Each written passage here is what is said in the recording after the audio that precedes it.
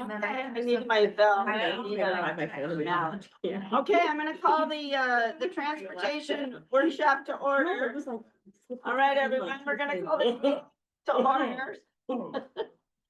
We've been in a series of amazing workshops today, and I know this one is not gonna be any different. This is on the Transportation Improvement Program. Courtesy reminder that this board workshop is being recorded and it is live stream on Zoom webinar, so we have people listening in. There will be no votes taken during this workshop, and we're gonna start with an introduction of the room of the commissioners and then the people present. So we'll start with Mary Jo McGuire, County Commissioner, District 2. Tarj Evans Singh, County Commissioner, District 1. Rafael Ortega, District 5. By John, Commissioner, District 6. Garrison McCaffrey, Commissioner, District 3. Kelly Miller, Commissioner, District 7. Brian Isaacson, Public Works Director. Carrie Collins, Deputy County Manager, Economic Growth and Community Investment. Lynn Becker, County Manager. Great. Brad Stosh, County Engineer. Mike Rogers, Deputy Director, Public Works, Multiple Planning. Cody Leesman, Senior Transportation Planner. John Mazzatello, Deputy Director of Public Works Program Delivery. Shane, Administrative Planning Assistant. Kevin Robinson, Senior Transportation Planning with Public Works. Ethan Drew, Deputy Director, Communications and Public Relations. Charity Clemens, Planning Specialist for Public Works. Jennifer Rourke, Director of Government Relations. Chris Longhammer, EGCI Finance. Josh Helsinki, Economic Development Director. Karen Francois, Deputy County Manager, Information and Public Records. Amy Barnhart, Senior Transportation Planner. Then I constant multi-level. Jennifer Jordan, Public Works, Multi-Level Manager. Love it. I love doing introductions. Thank you all for being here. It's always amazing to see all the amazing people in this room that are working on these good issues. So thank you for that. And we're getting really good at going around the room. People are just knowing when it's their turn to talk. So I'm really impressed by this. So it's been a while since our last Transportation Improvement Program workshop. So in that time, there have been a number of significant changes, both in the nature of our major transit projects and in how the funding is applied to the Ramsey County transportation system. This presentation will help orient us all on the board to the size of our system and the range of funding sources available to us. We will discuss the plans that guide our transportation investments, show highlights of this past construction season, and propose major projects for next year and through 2030. We will also articulate some new initiatives that are contained in the proposed Transportation Improvement Program and discuss current and emerging issues connected to the county transportation program. So with that, I think I'm going to turn it over to Carrie, to our Deputy County Manager, Carrie Collins. Thanks so much. Thanks, Madam Chair, Commissioners.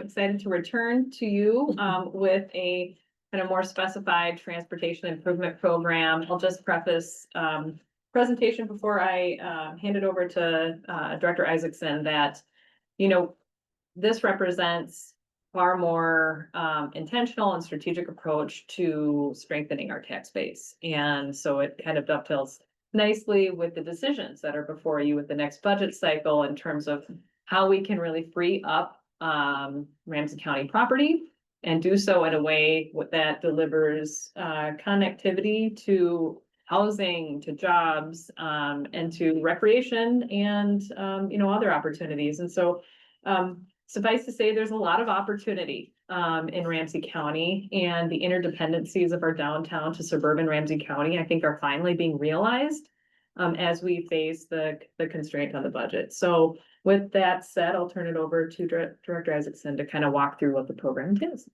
Thank you. Yeah. Thank you. So I'll start by saying, thank you for your patience. I've had lots of conversations with you over the past couple of years about all of the changes. And hopefully this will be the piece that will start to articulate a more intelligible, easily expressed plan going forward and a path for us to invest in the transportation system. I'll also take a moment to thank all of the folks in the room behind me that have been part of putting this together. Nobody does this alone, and I'll say all of the folks in this room have been part of pulling this together and creating a much more intentional approach about how we do our work. So This is just me expressing all of the thoughts behind this. Okay. That. Okay, let's go.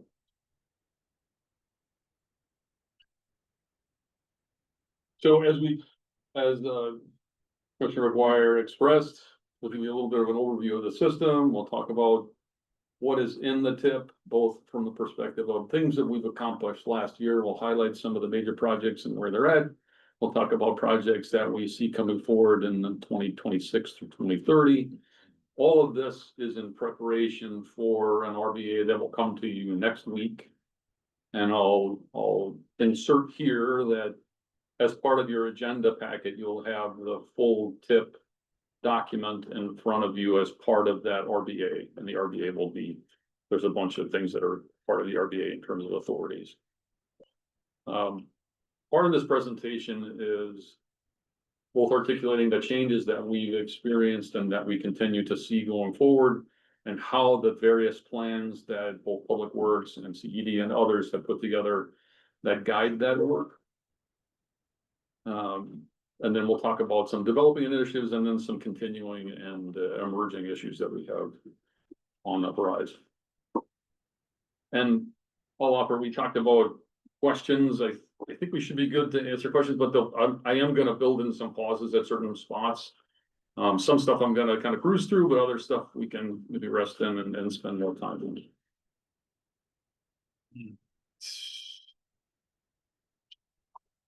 This just gives you a snapshot of our overall system. The county highway system is 293 centerline miles of roadway. It's a fairly substantial system. One of the things I'd highlight here is our average county road carries somewhere around 9,000 vehicles a day, which makes it busy, but not like state highway busy. But we have some high volume roads and then we have some low volume roads. As you've seen, we've been building sidewalks and trails as well as bike lanes along the county road system. There are a lot of traffic signals, us being in a very urban and densely developed county, the most densely developed in the state. We have a lot of signal systems. We've been building out a series of rectangular rapid flashing beacons, which are those walk signals that are on the system. We've been very intentional about where we put those. And of course, we have one intercity passenger rail station that complements the 4 existing rapid transit lines that go through the county and the 3 that are still planned. I know you said you were gonna stop, but now I'm gonna ask a question between the roadways and the lanes. So are the lanes included in the roadways? Or what's the difference between a roadway and a lane? Madam Chair, I appreciate that question. So if you were to imagine just the actual distance of the center line, that's the 293 miles. If you were then to account for all of the various lanes, like a number of our county highways will have 4 or even 5 lanes. And so that's where the number adds up to 842.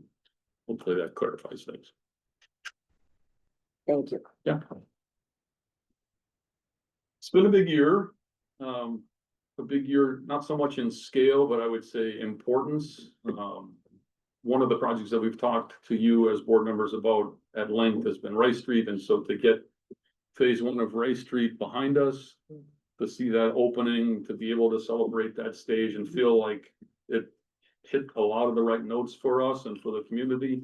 You know, every construction project has its challenges. It's not necessarily a clean and tidy process, as you can see from this picture, but I think that we were very intentional about how we structured the project and how we approached the staging to make sure that we were minimizing the impact. And that's been one of the building blocks as we think about how we do our work and how we try to minimize impacts to the community.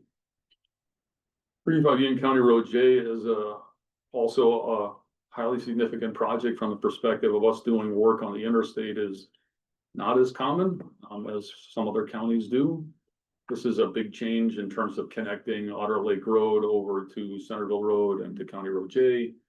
Multimodal roundabouts, huge change in terms of the orientation of that and the connectivity for folks to make it around the system in a variety of modes. County Road D was a pilot project where we explored a different contracting method where we went through best value. I think we learned some lessons, and we know that there are some things that we would want to tweak if we were going to explore that again. So it was a great learning experience for us, as well as for a number of the other departments, whether it's procurement or the attorney's office, in terms of walking through that process and learning some things. And Eustis Street, as the Madam Chair will be well aware, I believe is open to traffic, and I think there's still a few things to button up, but I think it's gone very well, and I think the final project is really what the community needed there, so it's been a great success. Okay. So this is meant to be a representation of the magnitude of the sources that we have in front of us to apply to our work. And this just gives you a sense of the overall magnitude, the variety of funds. One of the things that I'll highlight here is other agencies. In every project, typically we've got a city partner, or we have some partnership with MnDOT or Met Transit. And there are always partner shares in those, and they represent a part of our work. And I'll highlight the last two: state and federal funds. Those are on a project by project basis. Those are not anything that we count on any regular basis. Federal typically comes through the Net Council process, regional solicitation, and then state usually is either through the turn back or some agreement that we have where we're working on a project together and they can apply some state highway funds to the project. Great, Some thank questions? you. I have a question, but I want to just ask first, is this the slide that we used to see, that maze of funding that we have all these, that Jim told, I think we gave it to Jim Tolis when he left. There used to be a slide, Raphael will remember, Yeah. it was really amazing. I mean, it was just this maze of funding sources and all these different, So the cruel irony, Madam Chair, is that horrible myriad Yeah. of arrows and circles and paragraphs on the back was just the state aid highway fund. That was one of them. oh, wow, oh, we And should just. it's a yeah. hot mess, because there's like 75 different percentages that get applied. I was explaining it for somebody, and and there's a lot of percentages that get applied to the numbers that end up in our accounts, but yeah, that state aid is a Well, it's an convoluted amaze, it is a series of maze, it's a maze for sure. so this would add to that substantially. Okay, thank you. Commissioner Jeffrey. I was just asking you a general question around, how much of levy dollars end up, having to be braided into some of these and I guess, let me restate that instead of saying a particular dollar amount. In order to receive some of these different funding sources and to participate in some of these programs, do they require a match from the county? And does that mean that part of it's levy, or are we able to offset that? Madam Chair, Commissioner, it's a great question. So none of the funding sources that you see in front of you require a match. Okay. So let's start there. If we were to get, say, federal funds from the region, that would require us to match the federal. But no other funds outside of some specific, there might be a particular grant program or something, would require a fund match. And I'll follow by saying the levy, the general levy to Public Works, is a relatively small number, and it is generally not applied to capital. It tends to be applied to a number of operational concerns, or even sometimes for staff in terms of delivery of projects. I appreciate that. Thank you. Because in so many other places, sometimes one necessitates the other. So it's nice to be able to see with these amount of dollars, that's unencumbered with that same kind of process. Thank you. Right. Thanks. Commissioner Miller and then McMurray. To go quickly off of Commissioner Jevonsing's question, if the federal dollars requires a match, we use the other types of funding for the match. Okay, thank you.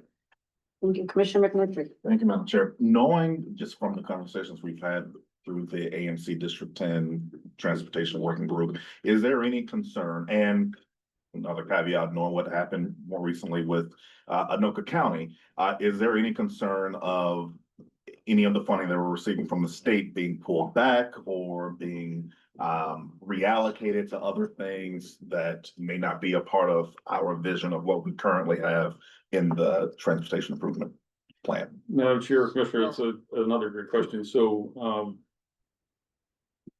we're not in session yet, but we have some understanding that there is some legislation that's likely to come through this session. That will suggest taking a portion of the TAA funds and dedicating it to Metro Transit. And that would be the fourth line down, that transportation advancement account.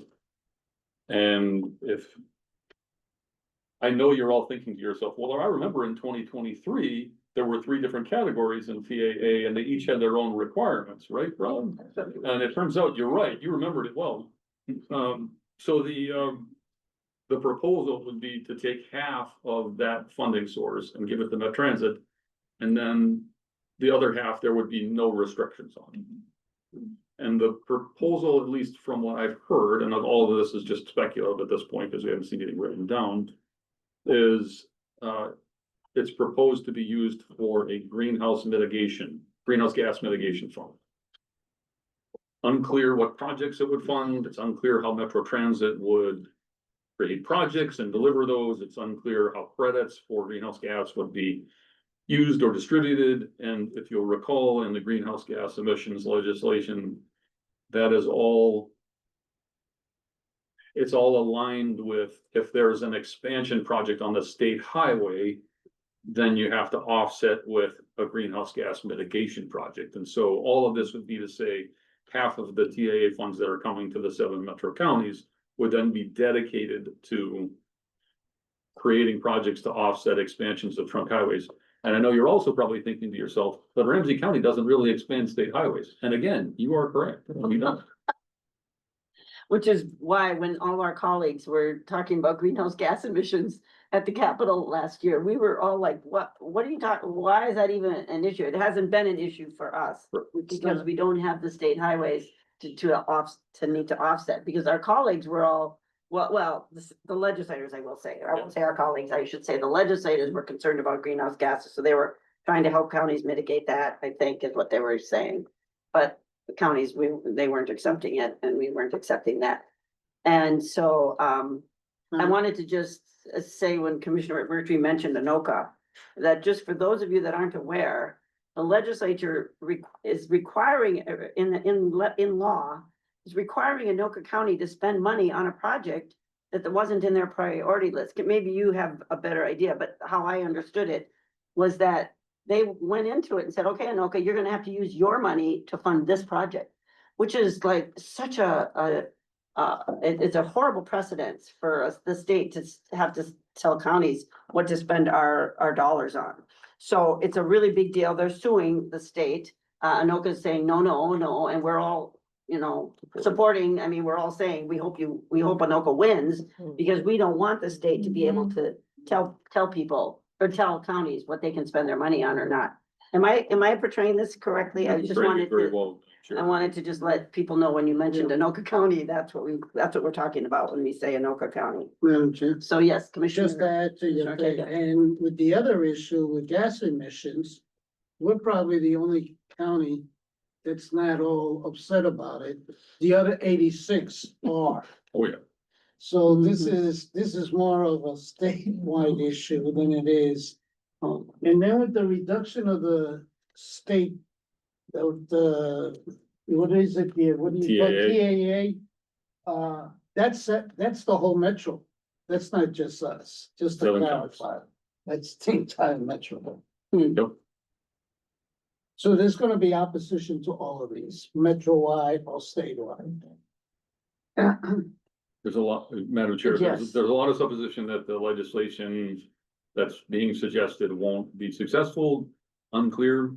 Right. And unclear who all should be at the table. I think we've been advocating in that setting to say that the county should at least be part of the discussion, because they weren't part of the discussion the last couple times, and so we want to be in that room, but I think that's a central. I mean, even Washington County is over the gas emissions of doing flips. And that's pretty much an urban county. Yeah, It's not, but Yeah. compared to the other. right, yeah, wow, For sure.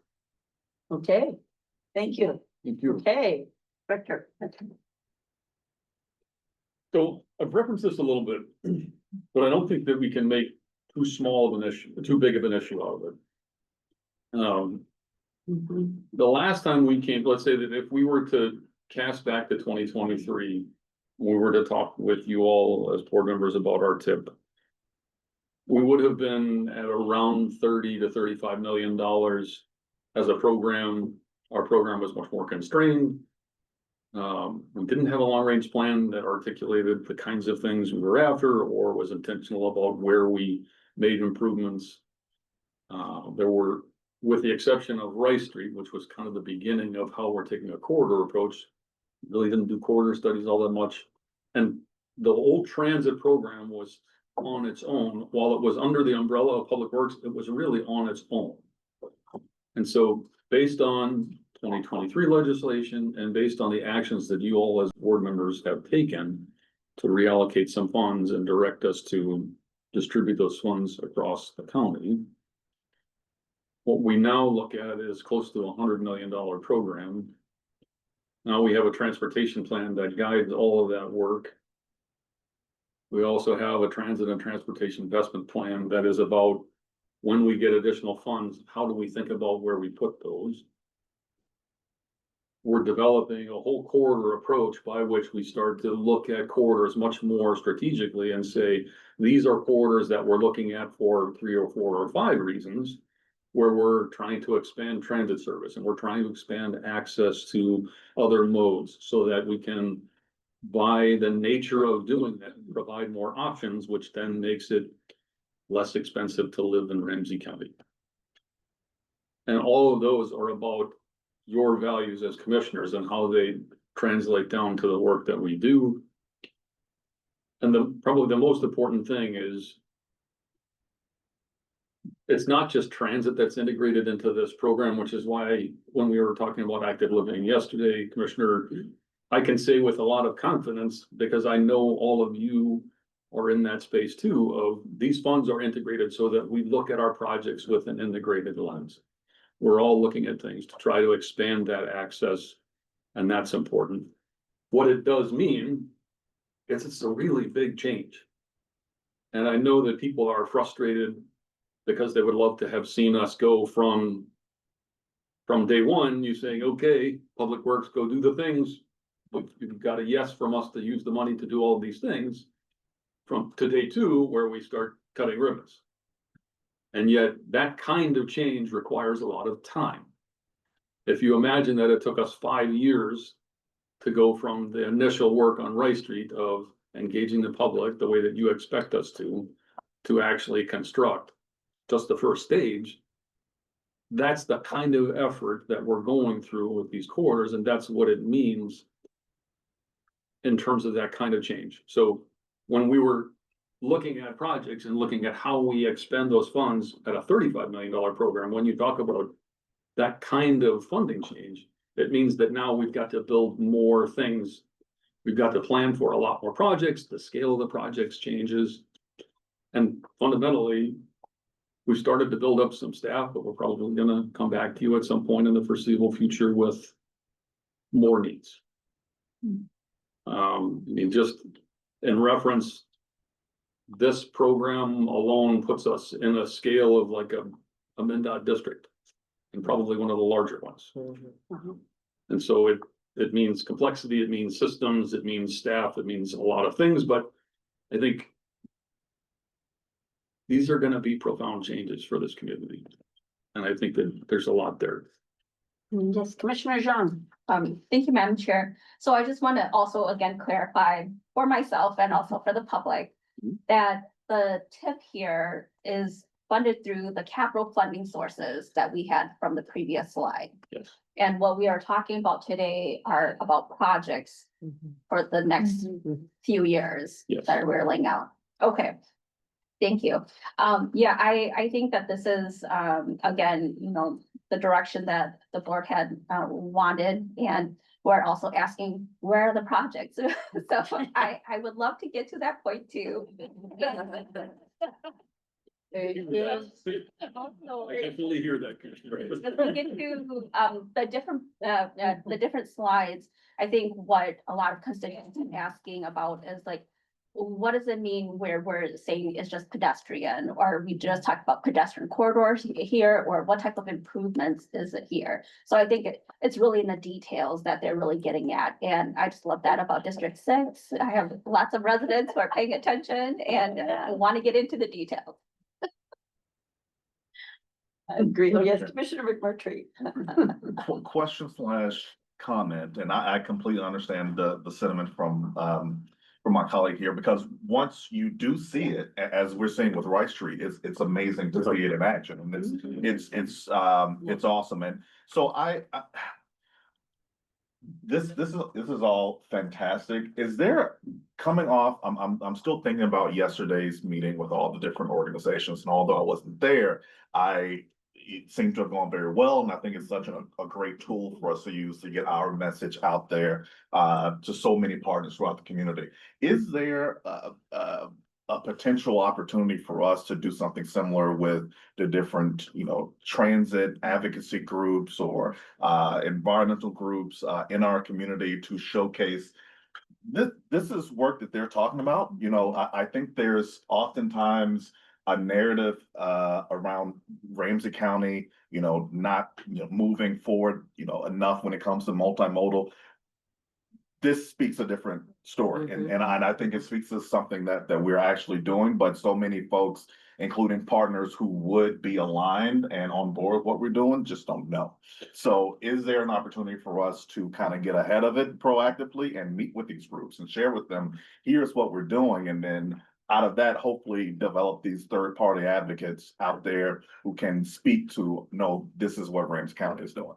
So it's a question and Madam Chair, Commissioner, I think that's a terrific point, and we've done a little bit of that. Yeah. I think that we could do a lot more, and I think that it is gonna be part of how we convince people, because I'll say, in the aftermath of the hearings that we had this spring and some of the public discussion that we were having about reallocating funds and about how we were putting things on different lists. The overwhelming sentiment that I was getting from folks that I talked to was one of, I call it a lack of trust. Because, like it or not, I look like every other highway person that they've ever dealt with, and so when they deal with a public works person, this even came up yesterday at Active Living. I'm like, well, Public Works is always kind of the ones that they just do the roads, and they weren't super interested in everything else. And like, how we convince people of that transition is when we start to see projects that are different. Yeah. And I think that we've done a lot of things in the last couple of years that have been more on the operational and have not been as significant, but I mean, they're significant to me, they're significant to our folks, but I think that they haven't been as significant as some people might have wanted. I think when we start to see some of these projects land and we see the completion of Rice Street and some of these other projects start to be things that people can touch, I think that they'll start to recognize that this isn't reallocating funds to rebuild highways. That's not what Ramsey County is about. Yes. And I think that's part of the goal, is to establish that trust. And I think that it builds into, like we were having conversations yesterday about this as it relates to how does Ramsey County adequately support transit? And next week we'll be in front of you with another workshop to talk about another project. And that's going to be a huge investment in transit on the east side. And that's something that's been waiting for a very long time.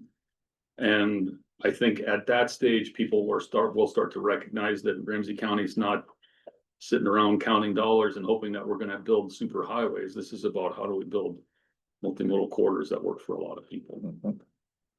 I so appreciate this, and this did come up yesterday. We had a city council person from St. Anthony Village who thanked our public works people for helping her public works people understand the importance of this connectivity, of this biking and walking, because we're trying to bring along a culture shift in all of our cities and throughout our county, because not everybody's always thought about it this way. We haven't always thought about it this way. And that's why, it's so important that we're all here in this room and we have the support, of our public works, who's gonna keep working on it. And we're gonna hopefully, get it right most of the time. And we also heard about that, yeah. With the goal of all the time, but we also heard about this from our Met Council acting chair, who said, you're not doing transit, like, you're not doing transit with these dollars. And so we have to show that we are doing transit activities. And I think that those definitions are gonna come out, and we are gonna be documenting that. I think that came out in our transportation AMs, in our District 10 meeting. We said, we're gonna get a list of all the transit projects we do have going on, so that everybody understands what that looks like.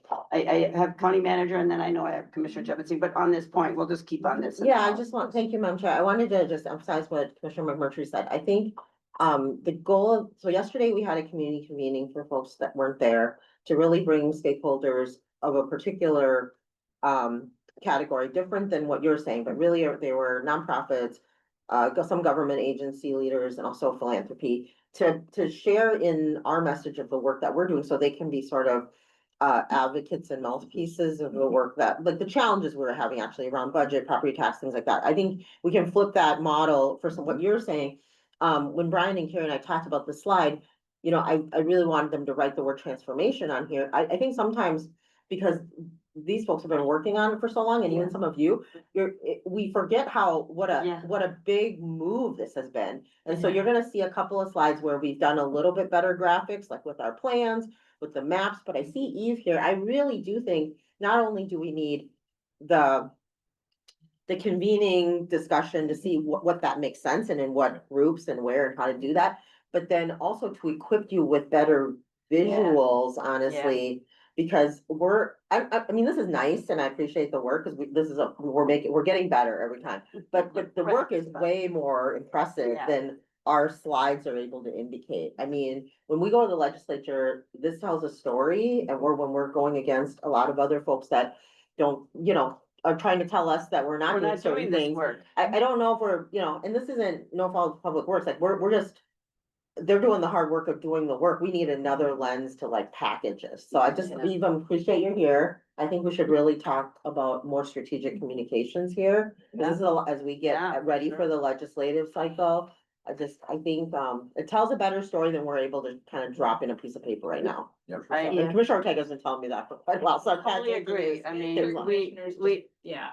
was just gonna say, just to piggyback off of that, we have started conversations with our communications folks who've got a lot of really great ideas in terms of how we can get the message out in a strategic way, without like saying, hey, we do transit, but also saying, we do transit, and pay attention to these projects, in a creative way that's also not like super technical, so. I agree. Someone had it just on this point, but I've got Commissioner Jevonsing that's waiting. You're probably on this point as well, but. Go ahead. Commissioner Ortega, and then Commissioner John. I've been thinking, part of it is language, or like anything else, language that we're all stuck with. So I use transit all the time, and I started saying, transportation, this transportation is that. And what we're really talking about is mobility. So when the legislature asks us, how are you spending I want to just say, are you spending your money on transit or transportation? Because, they're a mile wide and in each, but even I say, this doesn't work. It's really about mobility. How we're moving people, because and maybe there's even a better word, that's more inclusive, more, I don't know what it is, but just so we think about it, maybe you guys come up with a better idea, so it's in the wheels. But for me now, it's about mobility, because these questions, are you spending more money on transit or transportation? What they're trying to say is it rail or is it roads? I know. And we're saying it's all of it. It's all about getting people. It's walking, it's riding, bikes, it's everything, right? Well, but the point I raised back a moment ago actually falls right into this, which is the idea of Haven't been able to go to some of the public engagement and education outreach events that have been in the suburbs around some of the projects. I mean, one of the things is I remember I'm having a conversation, John, with an individual in Roseville about how that community had really had a conversation about where, I can't remember if it was where a crossing had to be or a trail had to be, and there was a woman there with her all-terrain wheelchair that made her then be able to access the park and get around, which again, then allows her to get down to the bus stop. I mean, all of these things are connected. And then just recently at the County Road J roundabout in Waverly Gardens, to be able to have our older community members who this is a new way of driving around, being able to figure out, how do I walk around this intersection? How do I drive it? How can I direct my rides who are picking me up to figure out how to get here, and how do I cycle? Because that's still some of the big conversation with somebody around that and navigating that. So all of that is connected. So I think you're spot on to make sure that we keep uplifting that. In order for people to access either our roads or trains or buses, they have to actually navigate from their front door to wherever that place is. Madam Chair, Yeah. I really, I love the tenor of this, and I love the idea of really pivoting towards not trying to divide. And that mobility is one thing that, when I have been in more statewide conversations, there are folks who want to say, well, is it a road or is it transit? And yet, when you talk to people who live in other parts of the state, what they really struggle with, the issues are not different. It's about, how do I get to the places that I need to get to? And as everyone, as the transportation picture evolves, there are lots of people who still need to get through those same types of issues to be mobile in their community that exist in Thief River Falls as they exist in St. Paul. And that idea of mobility, and like, how are we fostering that mobility, then is not divisive. It is much more about, now we're all working from the same common place, because I know that there are people in Greater Minnesota that struggle with access to medical appointments the same way that they do here in Ramsey County. And yet we want to say that if we want to supplement transit here in Ramsey County, that that's some sort of communist plot, and it is, Exactly. it's the same issue. Commissioner Jean. I also just wanna name the tension that I have in just speaking about this too, right? Like, we're having this conversations just about like the definition of like transportation. That is happening simultaneously at the state too. And in our conversations with, legislators, where they're like, we're trying to make sure that we meet our, limit our carbon emissions too, right? And we just stated earlier that Ramsey County is not in the business of expanding our roadways, right? So they're basically designing programs that would disadvantage us, Ramsey County, from applying for those federal funds and for those state funds that they're trying to create. So I think we do need to go in clearer on our messaging and about what we mean in terms of moving people, because transportation can also mean like we're moving the most cars as possible too, right? And I don't think that that's where we as a county want to go. We're talking about mass transit as well, right? Like moving the most people as efficiently as possible as well.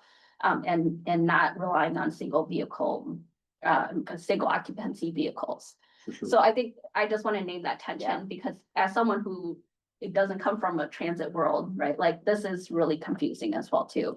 And I remember when I first ran, folks were like, you're saying transportation, you're not saying transit, like, what's the difference, right? So I just want us to be very clear about this as well, and that's the tension that I have, and probably the tension that community has. And that's why you were naming that, there's not that trust. Yeah, for sure. And I'm just gonna add my voice to that tension too, and based on what Commissioner Ortega and you just said, is, I want to call it mobility because I want it to be all inclusive, but we have transitioned from mobility on roads to multimodal, so it is, it's not the same mobility we used to have. It's a different mobility now that we're very much more focused on, even though it was probably needed back then. We just weren't as focused on it, and we're much more focused on other forms of mobility other than roads. And I think, and it's a great place to be, and we are gonna be continuing to be challenged by that, but it is the biking, walking, and the train, the connectivity of trails and things, and buses, and it's all of those things that are mobility.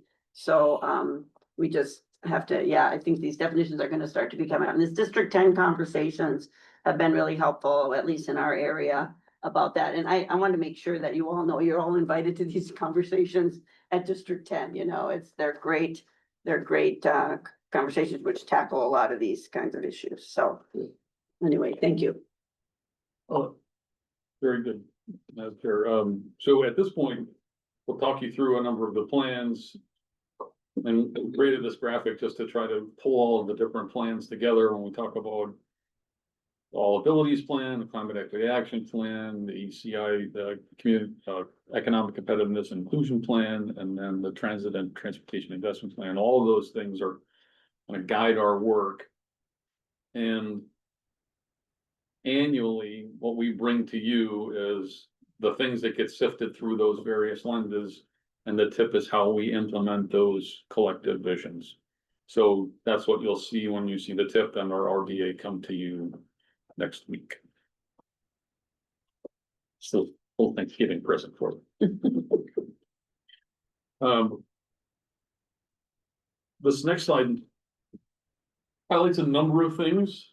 And I hope that you see what I see, which is that there's a lot of investment across the county. These are major projects. Things that are not shown are kind of the bread and butter mill and overlay types of projects. Those are identified probably about 2 years out. And so the following 3 years, what we try to do is adapt to how the system is being impacted by weather or not weather. The last couple of years has been lovely winter weather, but it's been a little rough on our roads. And so how we invest in those standard mill and overlays adapts. But some significant highlights here, certainly we'll be back to you next week to talk about Purple Line. Wanted to highlight some other projects on Rice Creek Boulevard. We have projects on Dale Street. Certainly as a function of some of the transit investments, we're going to see investments on Maryland and White Bear. Some of the planning efforts you'll see will be on Larpenteur, Edgerton.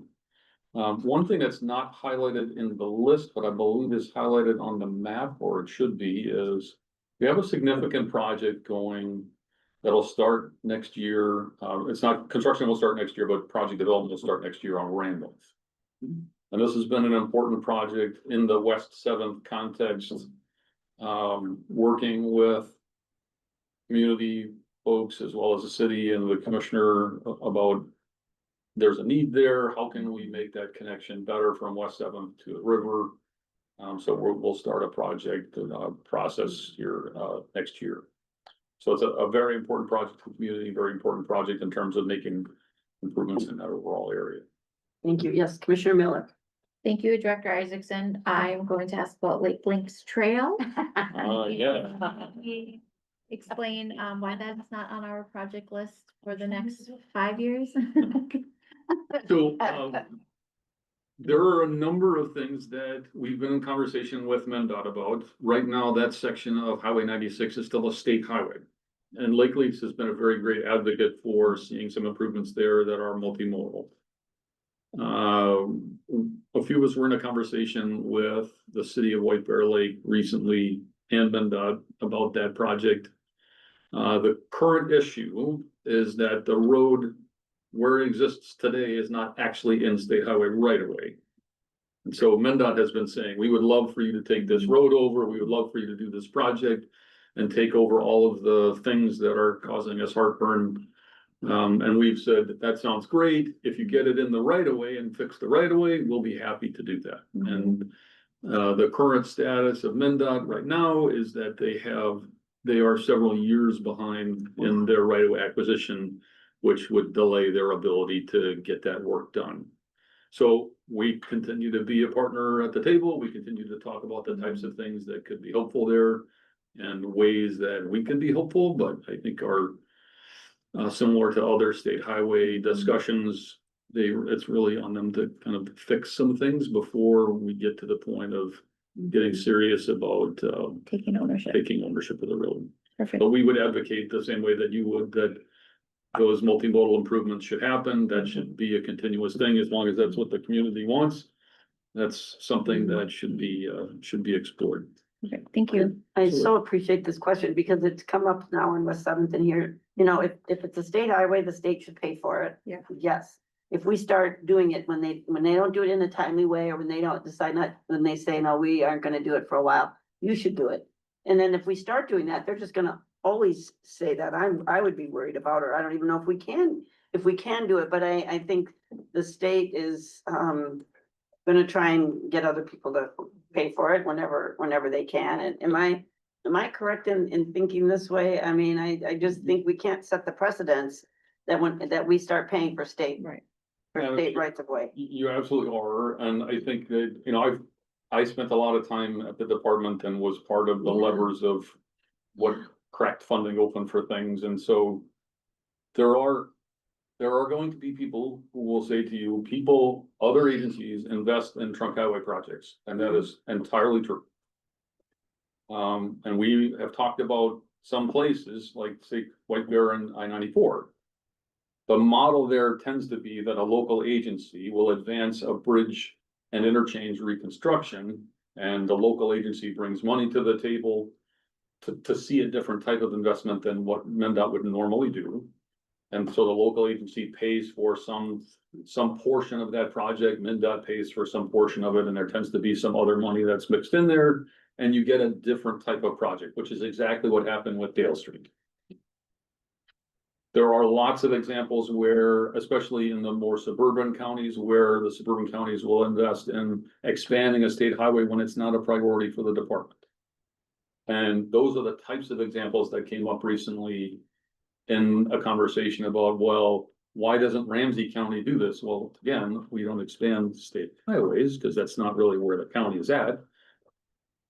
Secondarily, in a West 7 conversation or a Highway 96, there are ways in which jurisdiction changes. Typically, as I've talked to a number of you before about, MnDOT and the local agency agreed to a scope of work, and they agreed to a budget for that, which is how we ended up taking over Rice Street when I was in grad school. And we just are finishing that, and so there was money there that it was there for a long time, and those projects tend to take a long time to deliver, but you ended up reconstructing a road as a function of taking jurisdiction. The examples that are being put in front of you as commissioners are not places where the agency is taking over jurisdiction. We didn't take over the Dale Street Bridge, but we invested in it to see a different outcome. So the difference in a West 7th or a Highway 96 is, at the end of the day, the expectation from the department is that we take over ongoing maintenance, and it's then our road. Wow. And so there are conversations where we're actively working on it. There are agreements in some of them. So Highway 120, there is an agreement for a short section north of 694. There's a discussion about a much longer section south of 694 to 94. There's discussions where there are local partners who would like us to take over Snelling, which is a very big deal. Wow. And so, like, the universe starts to explode in front of us if we are to then start taking over and paying for the jurisdictional changes, which is why we've been saying, we want to be a partner here. We'll pay for some things that are transformational that you wouldn't normally do. But if we're going to take the road over, that's a different discussion. And then you have to pay for the lion's share of the things. Wow, yeah, Commissioner Zhang and then Commissioner McMurtry. May you briefly just go over what some of the legend means here, like in terms of construction and specifically like pedestrian and bike? Like, what is the difference there? So I may be in a place to phone a friend here. The pedestrian and bike, to my recollection, some of them are agreements for sidewalk with the city of St. Paul. So we have an ongoing discussion with St. Paul about replacing and some sections of sidewalk. There are some pedestrian trail projects, notably You'll see a section of Vento Trail, you'll see, I believe Lake Johanna Boulevard is on that map, which involves both pedestrian and road reconstruction.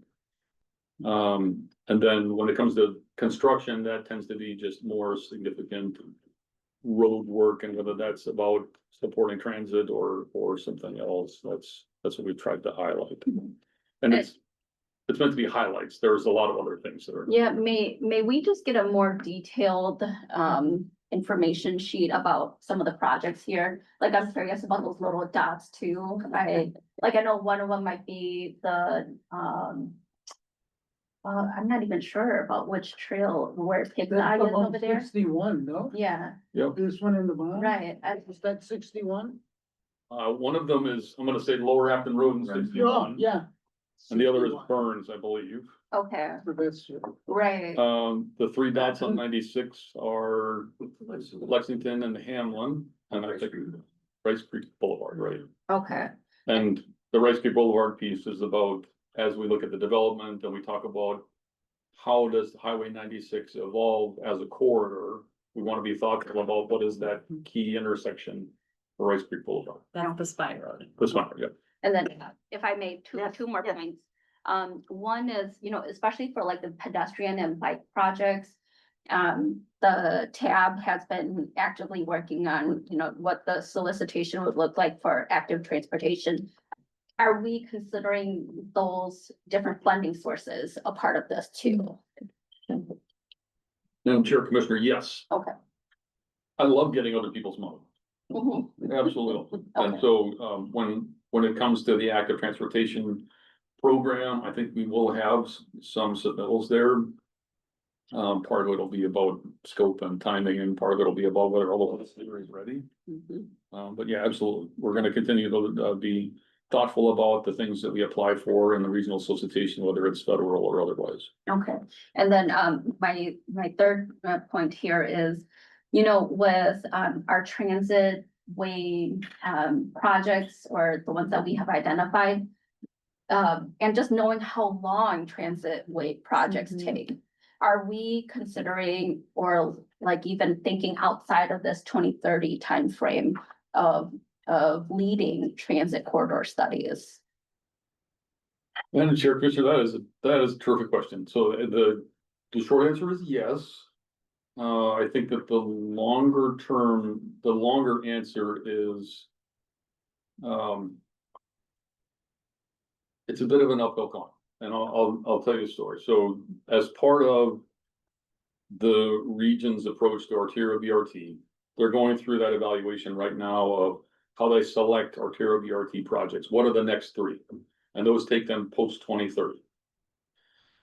Our folks did a lot of work with that team to say Larpenteur should be on that list, and it should be at the top of your list. We think that it's a great corridor. We're gonna put a lot of money into that corridor, and we wanna see it transform.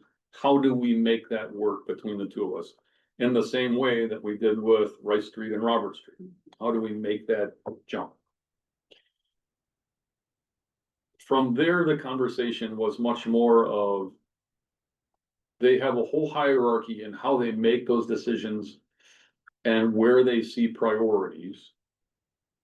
And so part of the discussion on Larpenteur, and Larpenteur, just for those who are keeping score, ended up just on the wrong side of the selection list.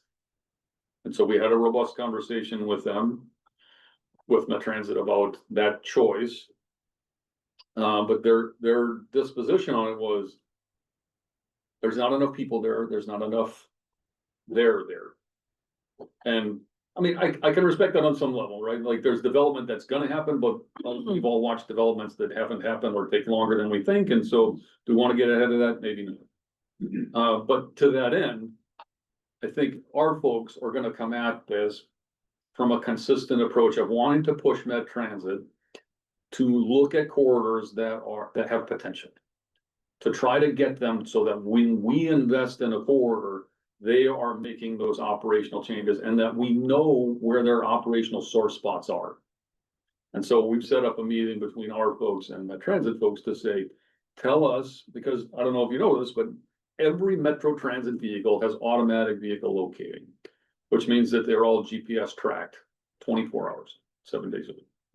So they have real-time travel time data on every vehicle in their system. And they can tell us where they're experiencing delay, how much of an impact it is on their schedule, how much it affects reliability. They have all of that data. And so we want to sit with them and say, if there's a place on the county system, we want to fix it. We want to make your system more efficient, and they appreciate that. And so they're willing to work with us on improving frequency, which is what we're really after, because the more frequent the service is, the more it feels like it's a normal part of business. And you're not saying, am I gonna wait 59 minutes because I missed the last one? And so we're gonna continue to explore corridors from that perspective of where do we see some of those changes? Where are the corridors where we want to expand access for a variety of modes? And we'll continue to push Met Transit there. I think you probably won't see Larpenteur happen as an arterial BRT for several years. But I'm confident it'll get there. And so the other thing that we continue to push Met Transit on is legacy transit systems are designed. The most efficient transit systems are ones that are oriented towards one central location. You know, if you think about New York, Chicago, LA, like there's a big central business district, and that's where all the transit systems are oriented. And then you kind of create a network around that provides a variety of linkages. We don't really have that here. And I'll say what it was has changed. Even downtown Minneapolis is not what it was. Will it come back? I don't know.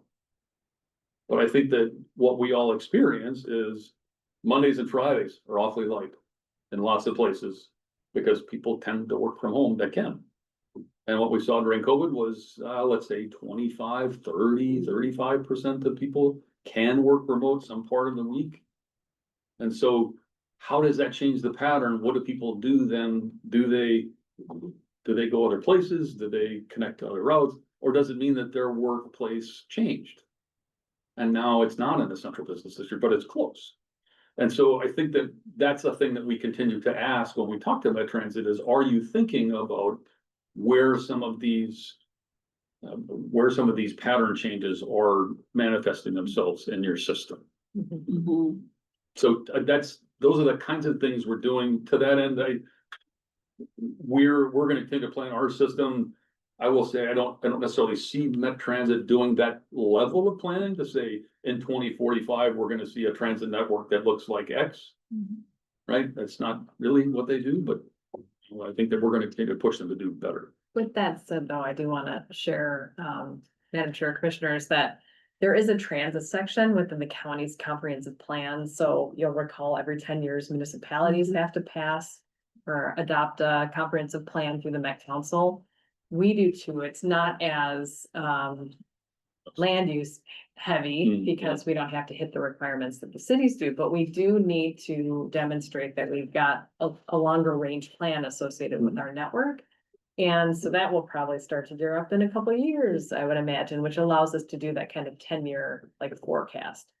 So. Right.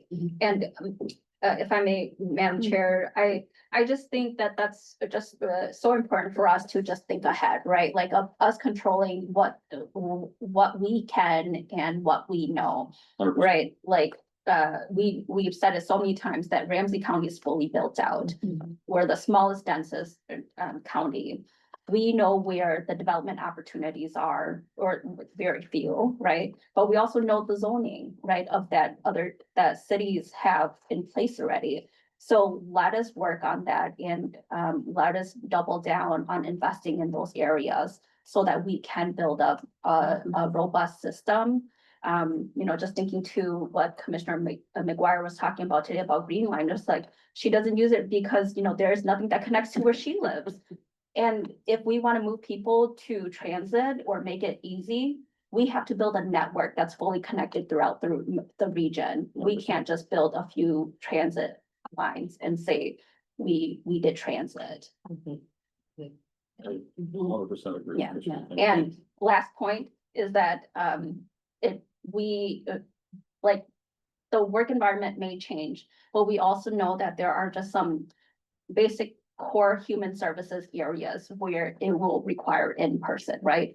Hospitals, even some colleges or in like anchor institutions where people will just be going to no matter what, right? Absolutely. So I think I'm hopeful at least like, that there is some opportunity again, like that connects for the East Metro at least that identifies our St. John's hospital system as well as our colleges like Century that connects our system out more robustly. 100%. Thank you. And thank you for all your leadership on our Transportation Advisory Board. You're a representative there for the Met Council. So thank you, Commissioner John, for that. And Commissioner McMurtry, do you have a question? My question, Commissioner Young already asked, I was hoping to get, for the previous slide, just more details on those particular, projects, for instance, like Dale Street, does that include Como Front-Dale, or is that? Yeah. It will, yes. Okay, so yeah, I was just hoping to get more information on that as well as definitions for the different legend categories, for instance, with corridor studies, like a sense of the timeline, how long it would usually take to complete one of the studies, so. Yeah. Madam Chair, to that end, I'm gonna say when your agenda packet is ready for the tip RDA, you will have the entire tip.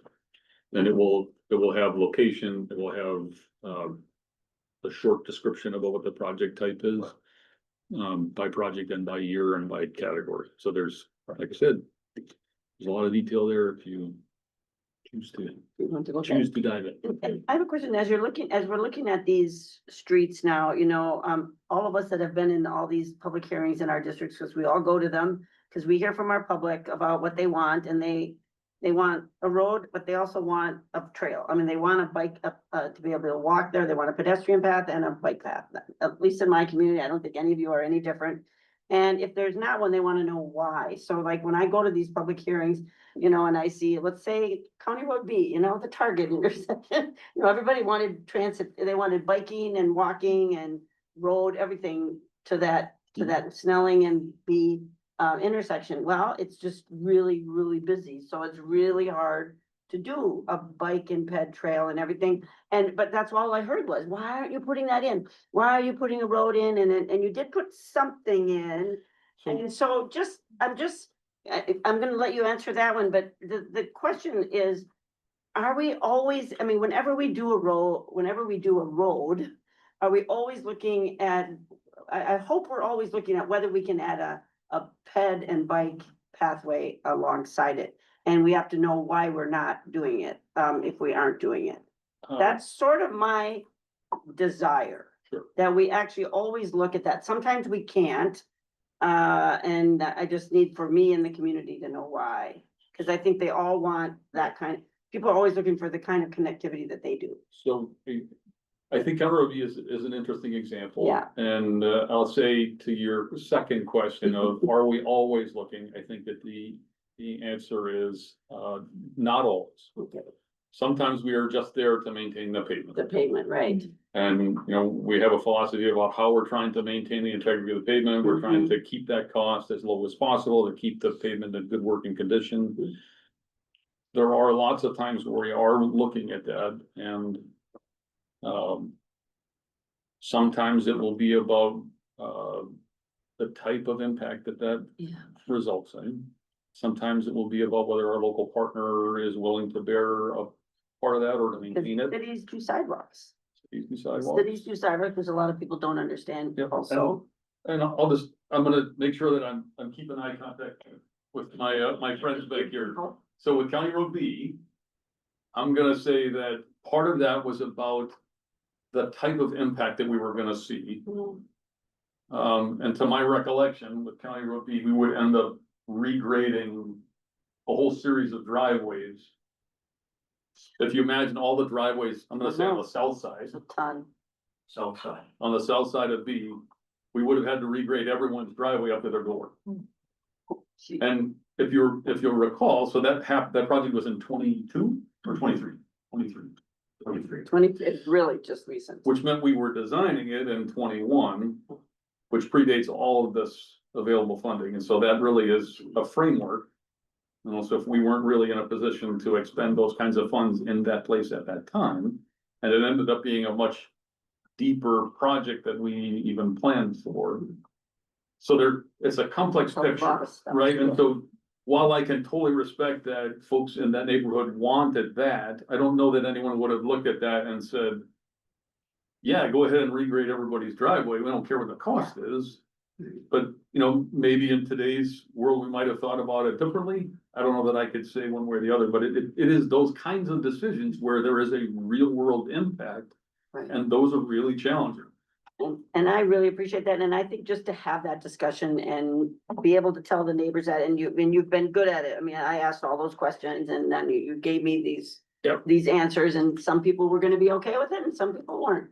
But they're I'm just hoping that we always, because of our all mobilities transportation network plan that we really, that we aspire to, that we always have at least looked at that, and knowing that cities do sidewalks, just always working with our partners on all these roads, that we're always asking the question, is there, is there an additional form of mobility that can go on this roadway, And Madam Chair, to that end, I will say, you and I both benefit from a remarkable team. Yeah. And I'm gonna say, of the metro counties, I don't think that there's one that pushes farther. To try to find creative ways to get to what you all expect from our projects. I think that these guys are the best. So just I don't want that to. I appreciate that, and I know that Deputy County Manager Collins is gonna ask, and I want you to answer this one too, because you mentioned about the comprehensive plans that our cities do. And we do a comprehensive plan, and then is it our active living coordinator? Who is it that makes sure that our county plan coordinates with our city's comprehensive plans? I mean, I think we do. I know that active living does some of that. I'm just curious. I just want to make sure that's happening, because if the cities do their comp plan, we do ours, and they're not matching, like the trail connectivity and all that, needs to happen. I'm just sort of stating the obvious that needs to happen. Madam Chair, Commissioners, that's a great question. So it's actually a pretty robust review process, and it's very time consuming because all of our communities, we are required to review their comprehensive plans and look for those connective pieces. And it's not just as it pertains to the transit section of the plan, it's housing, it's land use patterns. They will have to indicate where they see redevelopment opportunities. And so as I think about, for example, Wiper Avenue, on the east side, there's a lot of redevelopment opportunity. Maplewood has stressed that to us. And so coordinating with us on what that looks like, since we own a lot of land over there, could be useful. And so it does require a certain degree of collaboration, and the council is pretty good at kind of creating a mechanism to do that. I do, just back to the sidewalk piece, I often sometimes feel as though, those with social capital, really advocate for sidewalk, and oftentimes it becomes kind of the new piece of inequitable infrastructure that's placed in, because the loudest voices oftentimes get heard. And so we're sensitive to that too, in terms of neighborhoods that are, second, third shifters, coming in, doing the work, and they don't have time to say, hey, we could really use a sidewalk over here. So just being sensitive to, as we hear from community, being kind of mindful of that equitable balance of, advocacy. Yeah. Great points, Commissioner Jones. Yeah, speaking of that too, I know that there are parts of Maplewood that does not have sidewalks. And, that's what I've heard from residents too, hoping that as a part of the Purple Line project, that sidewalks would be filled. So I just don't know how that gets elevated or how that gets discussed with our city partners. But it would be a big missed opportunity if that didn't happen. And in addition to that, it's our sidewalks county responsibilities if it's on a county road, or is that a city responsibility? It's a city responsibility. Even on a county road, which is always interesting to tell the residents that. Can I To just talk add to to your that? city, talk to your city, yeah. I just Commissioner Miller. learned that and looked that up as well, because a neighbor lives on a county road, and she was talking about having to pay a fee for the sidewalk that was built on her sidewalk, and it was like grandfathered in when she purchased her house, and I was like, what? Reach out to Director Isaacson, ask him why?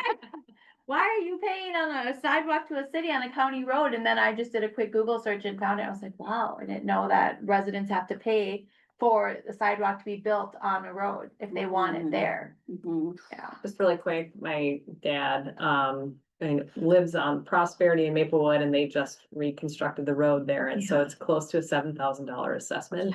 For him as a, single income kind of, individual, and I keep thinking about the homeowners along that stretch that don't have the funds to be able to support that, but we'll have to then either put it on, the tax rolls, and when they sell, it kind of sits Yeah. there. Or figure out a mechanism to pull it out of savings, but So I'm about halfway done. Okay, so sorry, And I've okay, got well, we're, 15 minutes, okay, so thanks for that. so I'm gonna hit the highlights, if Okay, that's so okay, Madam Chair. go for it, we're asking lots of questions. No, these are all great conversations. Me included, yeah, okay, well, I'll try to limit. So I've already myself. talked about a number of the projects Yeah. here, I just wanted to make Yeah. sure. We are helping to fund the next stage of Vento Trail, Okay, which will great. get let the next spring. You'll see a bunch of corridor studies come through next year. And those are gonna be important components of how we see projects land over the coming years. And Commissioner Zhang, you and I have talked about a tree program. We're gonna see that get up and going here, where we're gonna be replanting trees when we construct more than we normally do, but we're also gonna start seeing ways that we're gonna work with community to try to plant in places that are affected by the urban heat out effect. We talked about this already, and that one thing that I wanted to highlight here is that as part of the 2050 plan, and we talked about this a little bit. One of the aha moments in creating all of the different criteria that we used and that the plan generates for us, was that Edgerton Street popped out as a priority, and part of it was about where the pavement was at, part of it was about that where it sits relative to a bunch of different networks, but also part of it was about the community that's there and that it hasn't gotten the attention that it probably needs. It also confirmed the work that we were already planning to do on White Bear in Maryland for similar reasons, and so like, this is just a nice way for all of the work that we did with that plan to kind of confirm some of the things, but also provide us another opportunity to be more equitable in our plan. That's me. No, that's not me. It's not you, No. that was your kids. No. Oh, Madam Chair, oh, yeah, Commissioner I Ortega. just wanna say, I'm trying to think what meeting I was coming from. But I didn't wanna take the highway, so I took Edgerton for several miles. Mm, And it needs work. Yeah. yes, it does.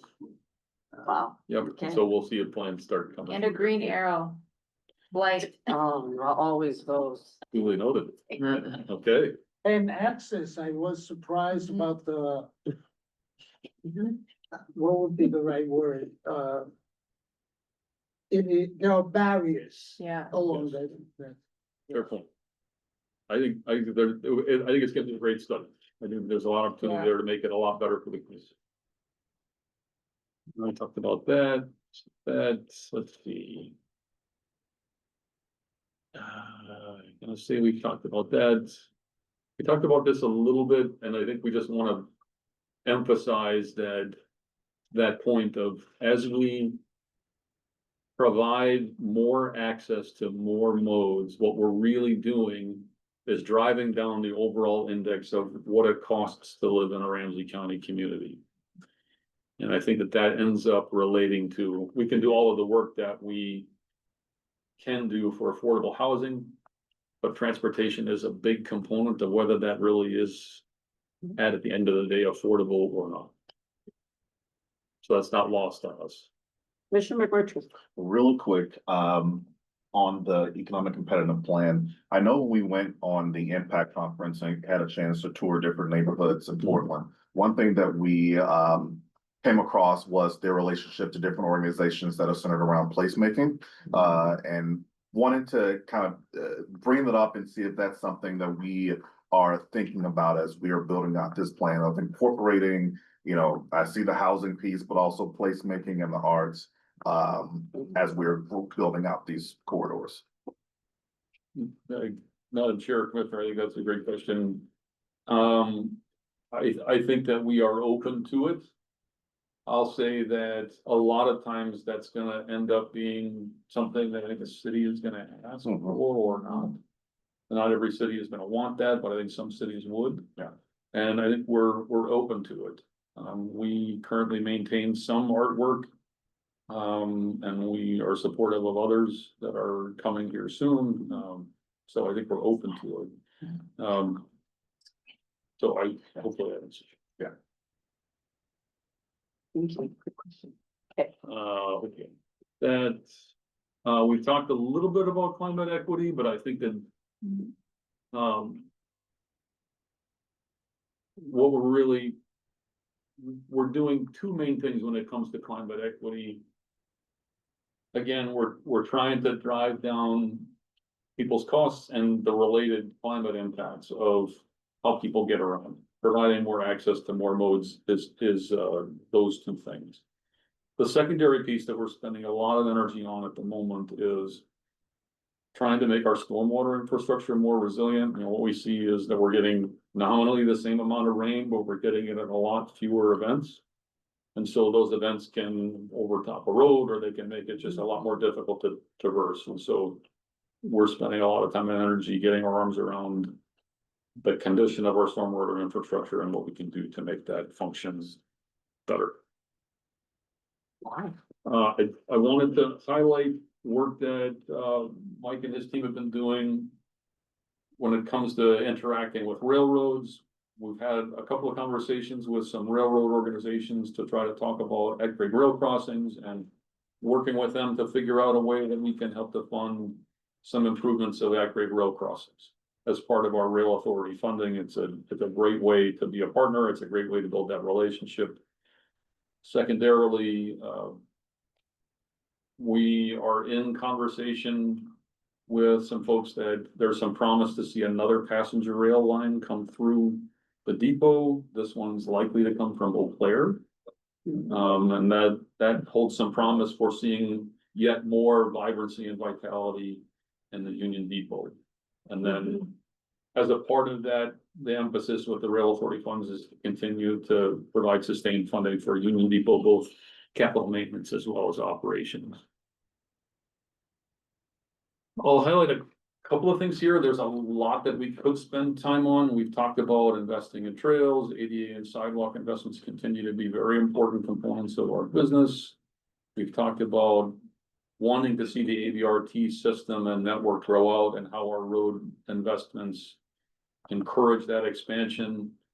One thing we haven't talked a lot about is our investments to unlock parcels, and certainly the decision to invest in Rice Creek Commons and the Spine Road, or what we're calling Rice Creek Boulevard. That's an important component of it. We expect to have some investments in downtown that will have a similar effect. Part of it is probably going to be in River's Edge. The remainder of it is still developing, and we're working with CED and others to talk about how we can make transportation investments that can help revitalize downtown. And then system-wide, we continue to see, I was on a call this morning. There was a pedestrian fatality over on Aldine and St. Anthony. And you guys know it's right near Midway Hospital. So awful. And, you know, this is yet another place where our work intersects with tragedy. I will say the majority of these events are places where the road is well designed. There are safety measures that are in place, and it's still not enough.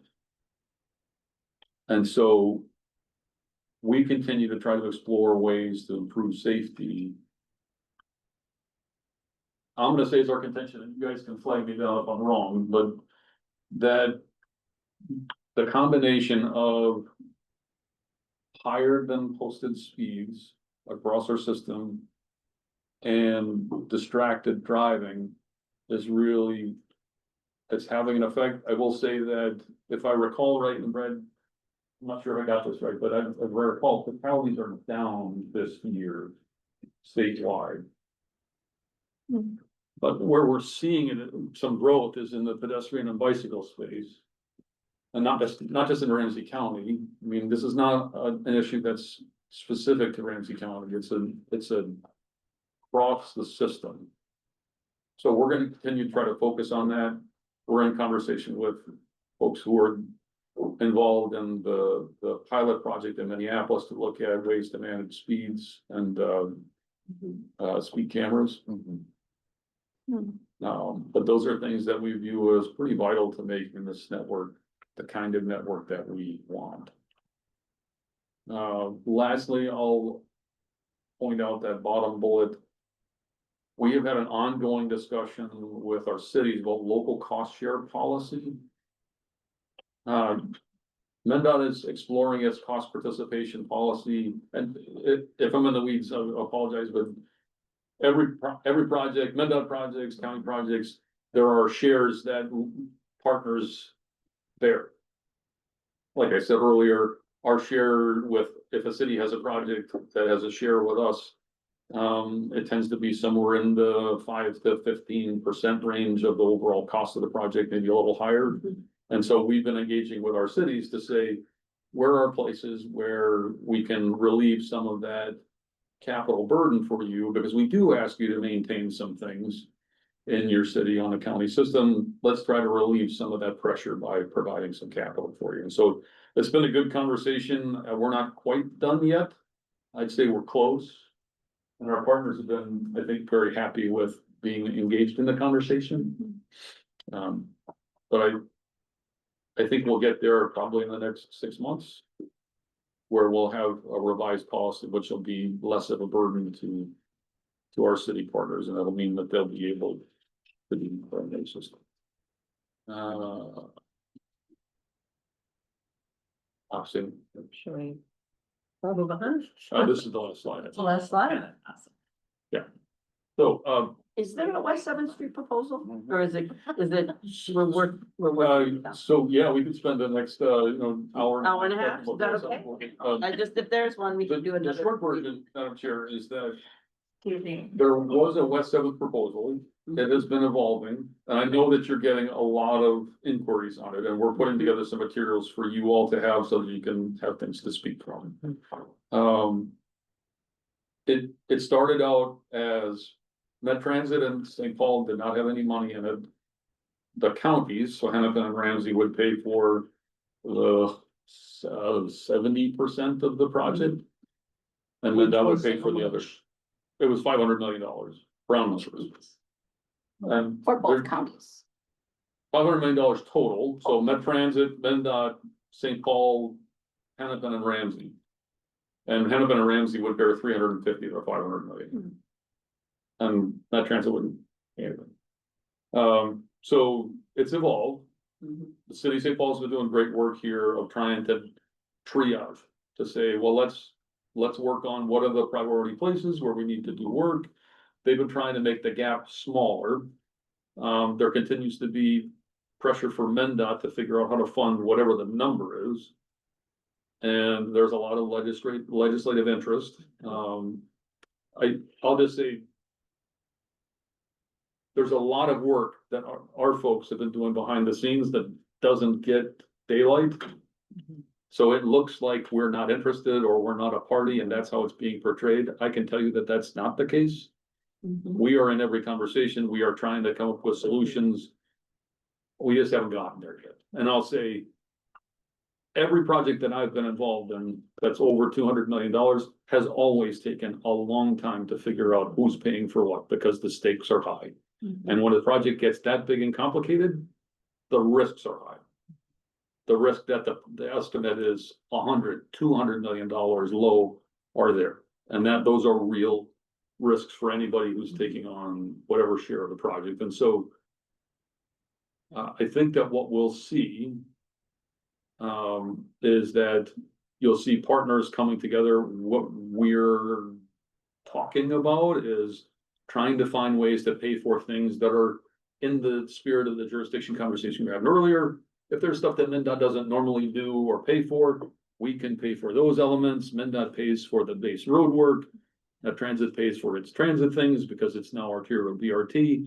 And then the number starts to be something that's manageable for legislators to help us get across the finish line. So like that's where I see it going. But there's been a lot of work to try to figure out, you know, how do we know enough about the risks? Do we know enough that we have working from the right estimate? Do we have all the right numbers, and is everybody convinced that this is something that can be delivered? So.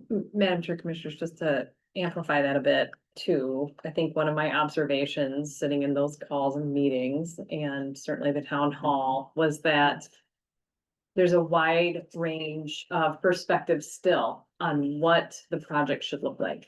Oh, yeah. And I think as much as we are certainly at the table, and we're certainly finding our way into draft capital stacks, we're there as a partner. It's hard to determine an avenue, unintended again, moving forward, knowing that the interests of many of the folks in the community, may be conflict at times, you know, in terms of on-street parking or, you know, guided busways or multimodal infrastructure. You know, it does seem to be that there's a range of views. Some folks are thrilled that the state has, you know, put together close to 100 million, 90 million or so for a mill and overlay project. That's all they want to see happen there. Whereas some other folks are saying, wow, you know, this can't be it. What a missed opportunity to reconstruct our road. So I think we're still toggling between all of those collective interests and also trying to be at the table and cost out a project that may or may not have legs depending on the appetite of the community. So just, I want to make sure you're aware of that as well. And I'll just to put a fine point on that, and like, when the city is triaging the approach, what they're trying to navigate is there are significant underground issues for the city to manage.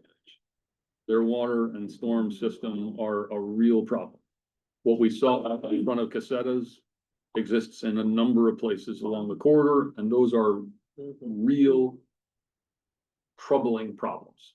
And so they're doing a great job to try to say, here is our priority, here is our priority, we're willing to limp along with these other places not getting fixed yet.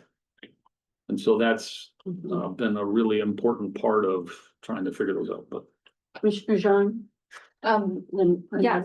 I know we're getting Thank close, you. but we're gonna. My understanding also was that from the last presentation I received at TAB was that West Seventh was going to advance as a BRT project. It is. So what is the conversation, or like, I don't get why we're still in this space and why we just can't move Madam Chair, forward with this Commissioner, project. that's a It's been studied to death.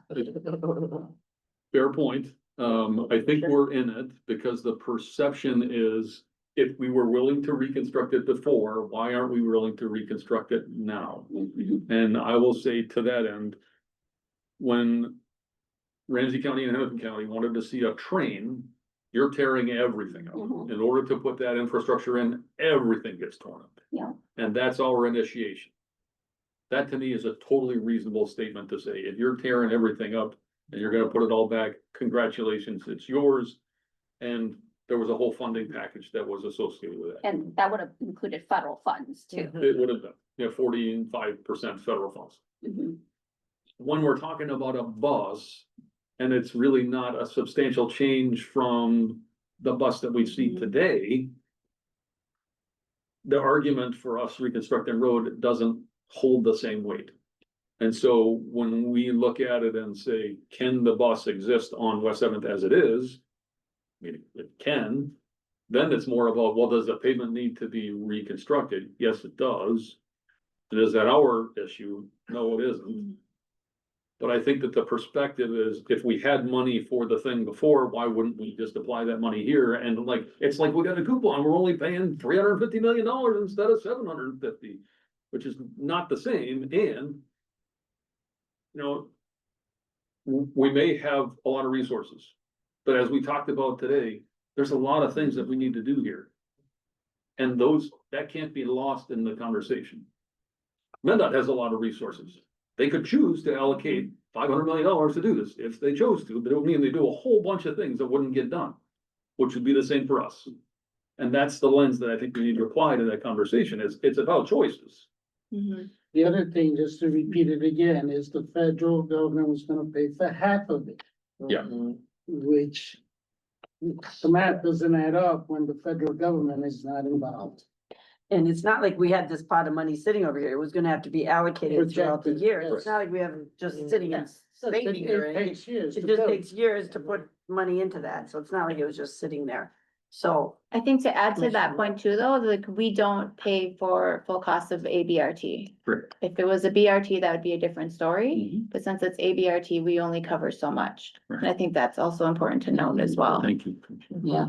So my question is, we're getting the tip plan next Tuesday at our board meeting. Yes. Will this be part of that, or it's still being worked on, right? So West Seventh will not be maybe part of it, just because it's still being Mhm. formulated. Correct. And then it would be, I mean, and then when we decide what it needs to be, then it would come through as an RBA or Correct. something at some point. And we have the latitude to make it happen, Right. presuming that we're in the. So it in the doesn't same mean zone. that we're not gonna do anything with it. Nope. Maybe if there's a valid, viable plan, Yep. we have the ability in Ramsey County to address issues as they come up, even though we're gonna pass the major tip plan next week. Yep. We'll still have flexibility to Yep. do other projects if they're necessitated. For sure.